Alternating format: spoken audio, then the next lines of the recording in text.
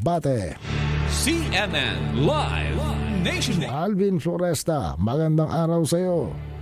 Magandang umaga Ariel, Mayo na aga Masbate. Kaugnay ng isinagawang rally sa bayan ng Balena Masbate, nilinaw ng Masbate Police Provincial Office ang aligasyon mula sa ilang rallyista na umano'y may mga sibilyang nakasuot ng uniforme ng pulis at ginagamit ito sa pananakot kaugnay ng eleksyon. Mariin pinabulanan ng Masbate PNP ang naturang paratang.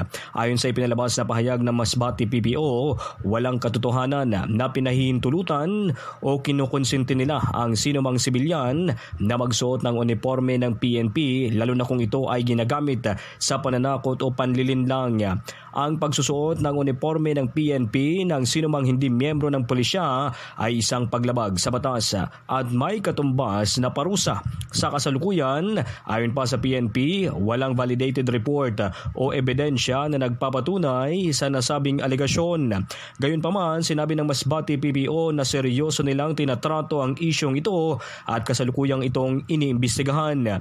Hinikayat naman ito ang sinumang may konkretong ebidensya o impormasyon ukol sa paggamit ng uniforme ng pulisya ng mga sibilyan na makipag-ugnayan agad sa Masbate PPO o sa pinakamalapit na himpilan ng pulisya upang ito ay agad na maaksyonan. Nakatuon naman ang buong puwersa ng Masbate Police sa pagpapanatili ng ligtas, tapat at mapayapang eleksyon. Dagdag pa nito na makakaasa ang bawat Masbateño na mananatiling non-partisan, profesional at tapat sa kanilang tungkulin ang kapulisan. Mula rito sa DCIM CMN Masbate, ako si Alvin Floresta, nag-uulat para sa eleksyon 2025, Boto Sagrado.